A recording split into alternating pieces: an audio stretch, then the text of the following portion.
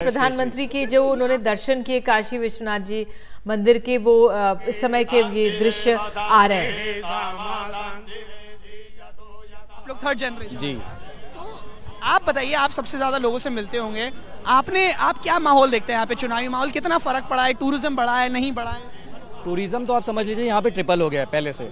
बहुत ज़्यादा, मतलब आए दिन पब्लिक बढ़ती जा रही है, टूरिस्ट बढ़ते जा रहे हैं।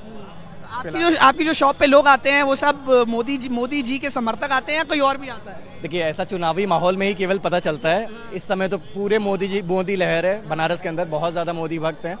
इस समय जितने आ रहे हैं सबके सिर पे मोदी जी की टोपी, बीजेपी की टोपी और बीजेपी का कलर है। जैसे ये है जी जी जी जी। चलिए, बहुत बहुत धन्यवाद हमसे बात करने के लिए। और भी लोग हैं। सर, आपका नाम? राजेश केसरी। आपको क्या लगता है बनारस में इस बार मोदी जी जीतेंगे तो कितने मतों से जीतेंगे? और कुछ 70 से 75 तक तो मत उनको मिलना ही है। 70 से 75 तक ये डन है, मतलब मोदी जी ही जीतेंगे। हाँ, जीतेंगे मोदी जी। क्या विकास कितना हुआ है पिछले 5 साल? विकास भरपूर हुआ है, टूरिज्म भी 4 गुना कम से कम बढ़ा है यहाँ पे। विकास हुआ है, विकास जैसे हमारा सीगरा स्टेडियम और आपका ये विश्वनाथ जी के मंदिर, बाकी रोडे सब तो ही है, सब विकास काफी हुआ है आपके हिसाब से। आपका नाम? श्रवण कुमार कादमिया, बीरगंज नेपाल से आया हूँ। अच्छा, आप नेपाल से आए हैं, तो आपको बनारस कैसा लगा? बनारस बहुत अच्छा लगा। पहली बार है बनारस आपका? ऐसे पहले नहीं, दूसरी तीसरी बार आए हैं। तो जब पहली बार आए थे और अब आए हैं, उसमें बनारस में बहुत फर्क पड़ा है। क्या अच्छा लगा आपको? बहुत अच्छा लगा, मोदी जी का दर्शन किए अभी हम लोग, बहुत अच्छा लगा। हाँ। आपका नाम? मनीष। आप कहाँ के रहने वाले? मैं प्रॉपर मेरठ का रहने वाला हूँ जी। अभी पहली बार ही आया हूँ तो मुझे बहुत अच्छा लगा, और खासकर जी जहाँ मोदी जी का नाम है वहाँ तो कुछ कहने की जरूरत ही नहीं। आपके यहाँ तो खुद राम जी हैं। जी बिल्कुल, राम जी हमारे दिल में, मोदी जी भी हमारे दिल में है। अच्छा, अरुण गोविल जी हैं आपके यहाँ से? बिल्कुल, वो तो श्री राम का किरदार निभाया, बहुत अच्छा किरदार। लेकिन आपको बनारस, आपने जो इस बार वोट दिया, आपके क्या मुद्दे थे वोट देने से पहले? देखिए, हमारा मुद्दा केवल ये है कि जो मोदी जी ने विकास के बारे में जिस तरह के सोचते हैं और जिस तरीके से उनकी पकड़ है इस चीज़ पे विकास को लेके, और दूसरे जो बाहरी लेवल, मतलब इंडिया से बाहर जो उनकी पकड़ है ना, वो मुझे इतनी पसंद आई कि मतलब एक तरीके से उनके भक्त बन गए हम। तो आपने जी तनिष्क, मोदी जी के पीछे सब है, जो मोदी जी बिल्कुल। तो हम देख सकते हैं तनिष्क वहाँ पे लोगों से बात कर रहे हैं बनारस चाट भंडार के बाहर। ये भी एक रंग है वहाँ का। धन्यवाद आपका। और ये हम दृश्य दिखा रहे हैं। हमारे साथ हमारे सहयोगी अखिलेश शर्मा भी जुड़े हुए हैं। अखिलेश, आप देख सकते होंगे प्रधानमंत्री मोदी के वो दृश्य आ रहे हैं जब वो मंदिर में पूजा अर्चना काशी विश्वनाथ जी में पहुंचे हुए थे। उनकी पूजा अर्चना हो चुकी है। प्रधानमंत्री के लिए, प्रधानमंत्री नरेंद्र मोदी के लिए तीसरी बार जो ये रोड शो हुआ है, और यहाँ पर कितना महत्वपूर्ण है उनके लिए जो आज ये रोड शो हुआ। कल नामांकन दाखिल करेंगे 2014, 2019 और अब एक बार फिर 2024। बहुत महत्वपूर्ण है। लगातार तीसरी बार बनारस से पीएम नरेंद्र मोदी अपना नामांकन पत्र दाखिल करने जा रहे हैं। कल सुबह काल भैरव की पूजा करेंगे। उसके बाद एनडीए के जो तमाम सहयोगी हैं निधि, वो भी वाराणसी पहुंच रहे हैं, जिसमें पशुपति पारस हैं, जीतन राम मांझी, नीतीश कुमार के भी आने की बात कही जा रही है। इसके अलावा भी कई अन्य राज्यों से जो एनडीए के सहयोगी दल हैं, बीजेपी के सहयोगी दल, वो यहाँ पर, उनके नेता यहाँ पर पहुंचेंगे, और एक तरह से एनडीए का एकता का जो शक्ति प्रदर्शन है वो भी यहाँ पर होगा। इस वक्त जो तस्वीरें आप देख रही हैं, ये विशेष पूजा का आयोजन किया गया है काशी विश्वनाथ में, और इसको मंगलाचरण और स्वस्ति वाचनम के साथ इस पूजा का प्रारंभ किया गया। षोडशोपचार यानी 16 पदार्थों का जो है भोले बाबा के ऊपर पीएम नरेंद्र मोदी ने यहाँ पर किया है। इसमें स्वस्ति वाचन भी किया गया है, संकल्प लिया गया, और 16 पदार्थ, इसमें दूध, दही, घी, मधु, शक्कर, पंचामृत, गंधक आदि सब शामिल हैं।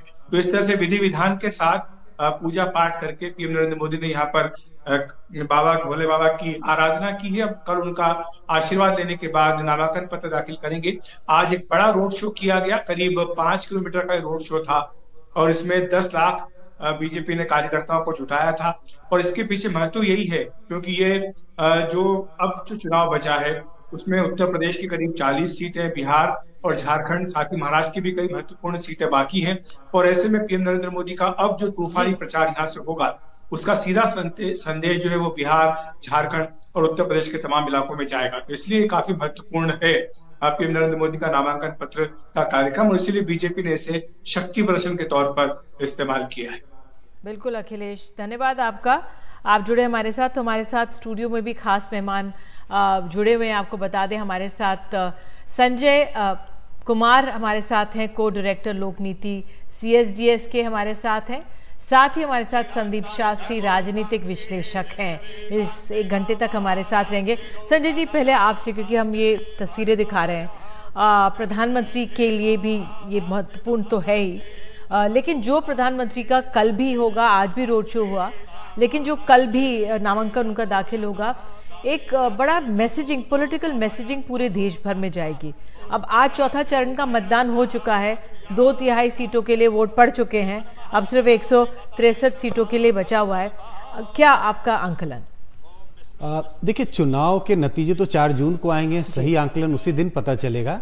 लेकिन जिस तरह से माहौल जनवरी फरवरी के महीनों में बनता हुआ दिख रहा था, और खासकर जब प्राण प्रतिष्ठा का कार्यक्रम हुआ 22 जनवरी को अयोध्या में, तो ऐसा लग रहा था कि शायद एक बड़े नेशनल नैरेटिव पर भी चुनाव लड़ा जाएगा। बीजेपी ने कोशिश तो पूरी की है कि एक बड़े नेशनल नैरेटिव पे चुनाव लड़ा जाए, लेकिन शायद पिछले 4 चरणों के वोटिंग को देखते हुए ऐसा लगता नहीं है, क्योंकि चारों चरण में अलग अलग राज्यों में अगर आप देखें तो टर्नआउट गिरा हुआ है। तो एक बड़ा नेशनल नैरेटिव बनाने में शायद बीजेपी उतनी सफल दिखाई नहीं पड़ती जितनी बीजेपी ने अपेक्षा की होगी। तो चुनाव थोड़ा स्टेट वाइज, रीजन वाइज होता हुआ दिखाई पड़ता है, और जितना एक तरफा शायद दिखता था, शायद वैसा आज इस वक्त दिखाई नहीं पड़ रहा। बिल्कुल। संदीप शास्त्री, आपका क्या आंकलन? दक्षिण भारत पर खासा जोर रहा है, तो आपका अगर आंकलन, एक नेशनल नैरेटिव नहीं बन पाया जिस तरह से संजय कह रहे हैं, एक तरफा सा नहीं दिख रहा है, आपका क्या आंकलन चौथे चरण के बाद? जी, मैं संजय जी की बात को मानूंगा और ये भी कहूंगा कि बीजेपी और एनडीए ने ये पहले 4 चरणों में साफ प्रयत्न किया है कि राष्ट्रीय मुद्दे पे हम चुनाव लड़े और प्रधानमंत्री के नेतृत्व में चुनाव लड़े।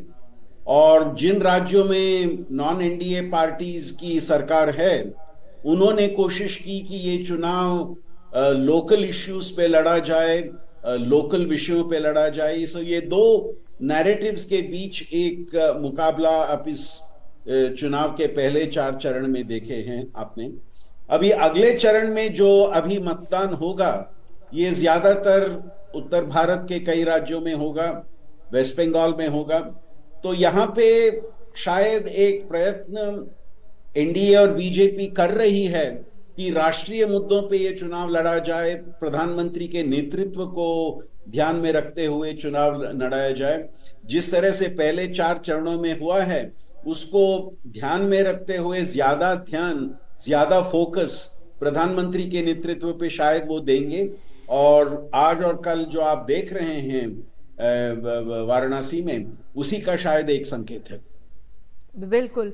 संजय जी, जो प्रधानमंत्री ने भी कल एनडीटीवी को सुपर एक्सक्लूसिव एक इंटरव्यू दिया, और उन्होंने अमित शाह, गृह मंत्री अमित शाह ने भी दिया, दोनों ने अपने वक्तव्य में दक्षिण भारत की बात पर जोर दिया है। उत्तर पूर्व, उड़ीसा, तेलंगाना और दक्षिण के 5 राज्य, जिस तरह से तेलंगाना के साथ मिलाकर, बहुत उम्मीदें हैं बीजेपी को वहां पर इस बार। देखिए, आपने जिनका जिक्र किया, प्रधानमंत्री नरेंद्र मोदी हो या गृह मंत्री अमित शाह हो, दोनों चुनावी रणनीति के एक तरह से उन दोनों को चुनावी रणनीति में महारत हासिल है। जब जिस बात का वो जिक्र कर रहे हैं, कहीं ना कहीं ज़मीनी हकीकत से वो वाकिफ़ हैं।